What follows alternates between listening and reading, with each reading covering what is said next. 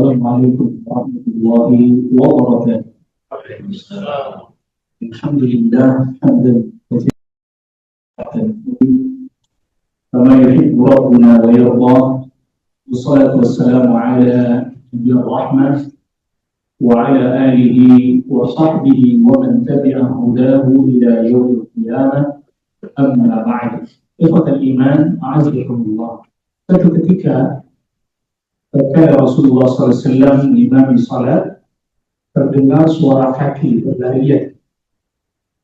Lalu kemudian setelah selesai salat, Rasulullah SAW bertanya kepada para sahabat, mengapa terdengar suara kaki seperti berlarian? Lalu para sahabat menjawab, "Ista'jalna ya Rasulullah." Tatkala kami mendengar iqamah, maka kami tergesa-gesa, terburu-buru untuk mendatangi salat. Dan Rasulullah SAW pun bersabda, "Idza uqimatis shalah," apabila sudah dikumandangkan iqamah, "fala ta'tuha wa antum tas'aun." Janganlah kalian mendatangi salat dengan seperti orang berlari-lari, seperti orang sa'i. Walakin ituha wa antum tamshun. Tapi tetap datangi dalam keadaan berjalan. Fa'alaikum bis-sakinati wal waqar. Hendaklah kalian tetap dalam keadaan tenang dan penuh kewibawaan. Para ulama memberikan penjelasan terhadap hadis ini masuk ke dalam hadis yang menjelaskan tentang adabul majdi ila shalah. Adab berjalan kaki tatkala menuju salat, yaitu tidak boleh dia berhamburan berlarian seperti orang yang mengerjakan sa'i, tetapi dia tetap berjalan. Adapun misalnya langkahnya agak dipercepat tidak masalah. Jadi jalannya, langkahnya agak dipercepat tidak masalah, tetapi jangan sampai seperti orang sa'i, berlari-larian dan seterusnya berhamburan. Sehingga tadi Rasulullah SAW mendengar suara kaki mereka, derap kaki mereka tatkala datang menuju salat. Mengapa demikian? Di dalam satu riwayat atau di dalam riwayat yang lain menjelaskan bahwa apabila seseorang sedang menuju salat, kana fi salat, dia seperti sudah di dalam salat.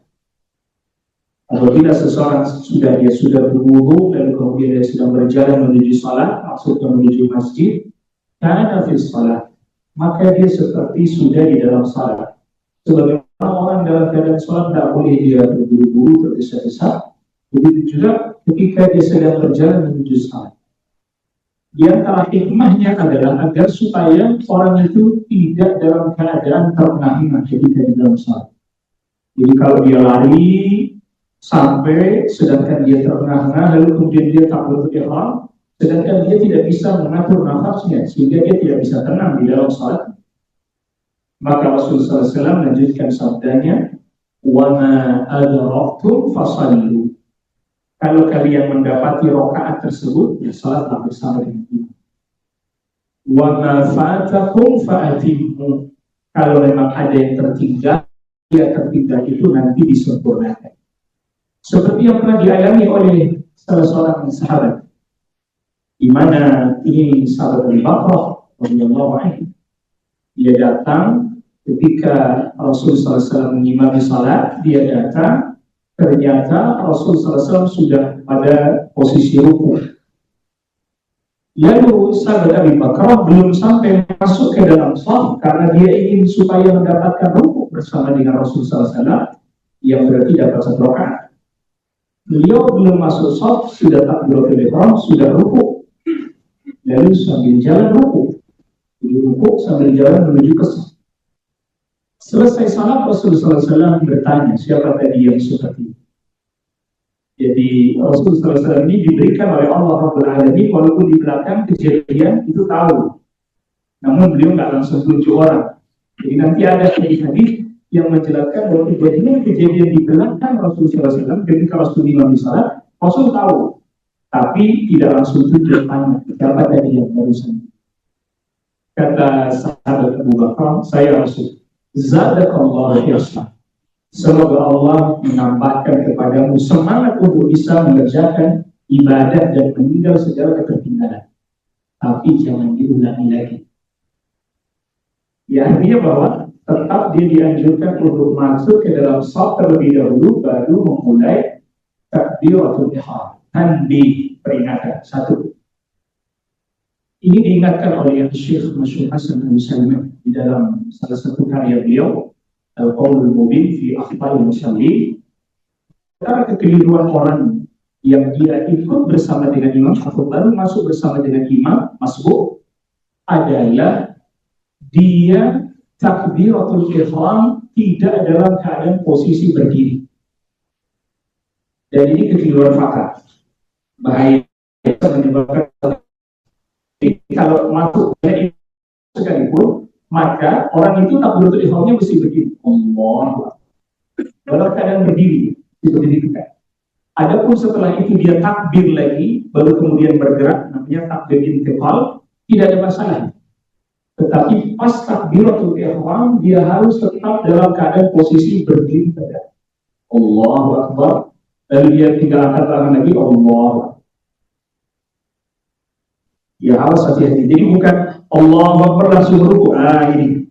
Karena ada sebagian orang itu belum berdiri tegak, dia takbiratul ihram, Allahu Akbar langsung rukuk. Ini bisa tidak sah karena takbiratul ihram itu rukun dan harus dilakukan dalam keadaan berdiri.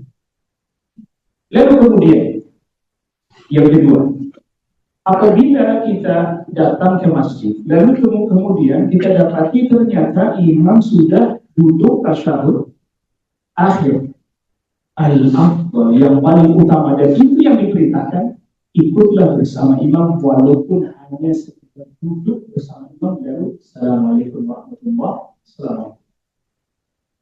Mengapa demikian? Karena keutamaan berjamaah itu ada pada salat berjamaah Allah.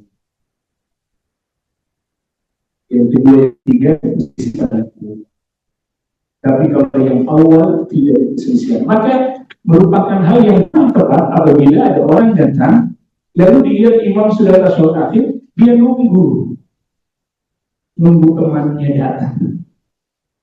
Alias dia menunggunya untuk jamaah yang kedua atau jamaah yang selanjutnya. Padahal keutamaan ada bersama dengan sholat berjamaah yang pertama, yang kedua, yang ketiga tadi perselisihan ada. Para ulama apakah mendapatkan fadhil jamaah atau berjamaah atau tidak?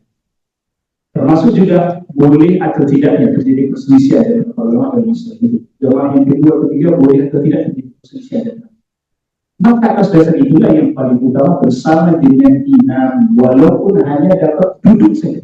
Kita berdiri Allahu Akbar, lalu duduk Allahu Akbar, Assalamualaikum warahmatullahi wabarakatuh. Assalamualaikum warahmatullahi wabarakatuh. Kita lebih utama daripada penuh tapi jamaah yang kedua adalah itu.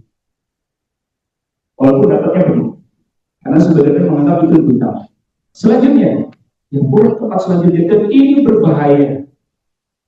Karena menyebabkan sholatnya bisa tidak sah. Imamnya masih duduk, sholat akhir di belakang sudah orang. Wahada munazatun. Ini sama saja dalam tanda kutip dia merebut kekuasaannya sang imam yang masih menjadi imam di depan. Jadi ini fatal. Itu berarti apa? Terjadi dua salat berjamaah di dalam satu masjid. Dengan dia memandangkan iqamah, karena kadang belum salah imamnya, baru mau assalamualaikum dia udah Allahu Akbar. Berarti masih ada, berarti ada dua salat berjamaah. Kita tahu kalau ada dua salat berjamaah di dalam satu masjid, yang kedua tidak sah, betul? Yang kedua tidak sah. Jadi sering terjadi di beberapa tempat, imamnya sudah duduk, beberapa orang udah ngumpul di belakang. Akhirnya yang ngumpul di belakang itu langsung diqamah Allahu Akbar. Dia belum salah.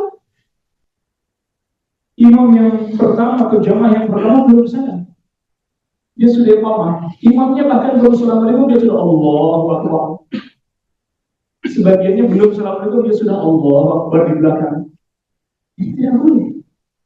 Ini sama saja ada pemimpin masih sah belum selesai direbut sama yang di belakang.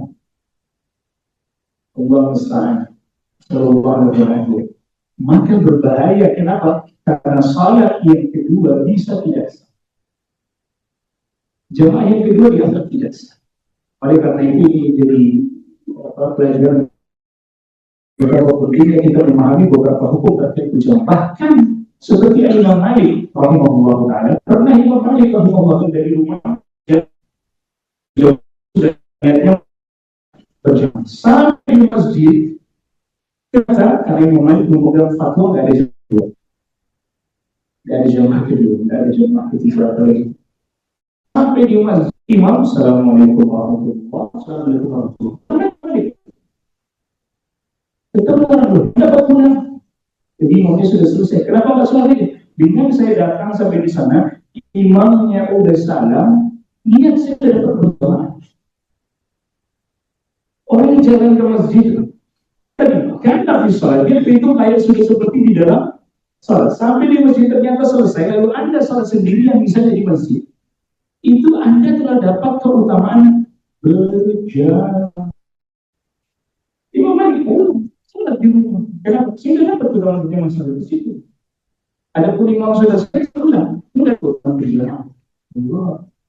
Jadi nanti ada hadis yang menjelaskan itu seorang dia berwudu di rumahnya, lalu kemudian dia berangkat menuju masjid. Tidak ada sesuatu yang mendorongnya untuk berangkat menuju masjid kecuali untuk sholat berjamaah. Maka karena fisal dia seperti sudah biasa. Dia sudah mendapatkan keutamaan tersebut. Tentu bukan berarti awas jangan salah paham. Oh kalau gitu tidak melatih problem baru ini. Kalau gitu kata Ustaz yang kita udah niat. Jadi kita telah sengaja telah terus aku berjamaah ini mudah lagi. Tidak demikian.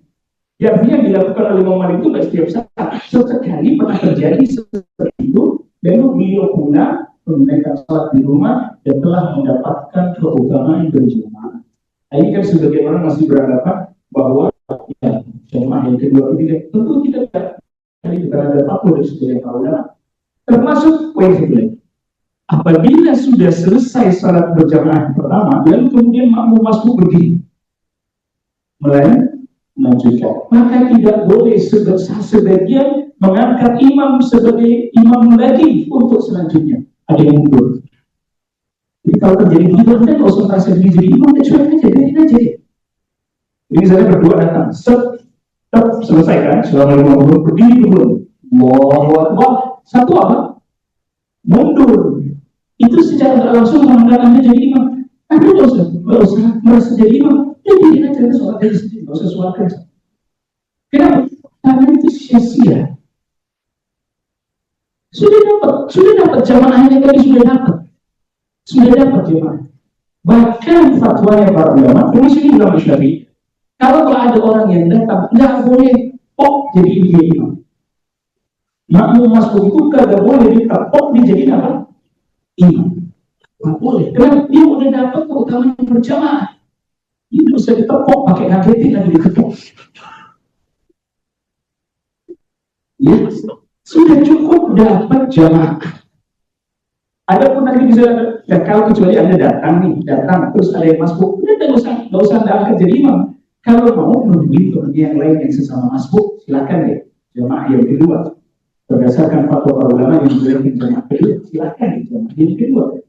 Ini jangan yang masuk jangan jadi imam, karena terjadi permasalahan baru. Masuk sini dia jadi imam, tiba-tiba yang saya datang angkat masuk suka sini jadi imam juga. Isu ada jamaah, isu ada jamaah. Yang datang belakangan, maka ini kita ikuti. Nah itu di antara beberapa permasalahan yang hendaknya kita perhatikan. Wallahu a'lam sallallahu alaihi wasallam. Ya, subhanallah. Alhamdulillah. Assalamualaikum warahmatullahi wabarakatuh.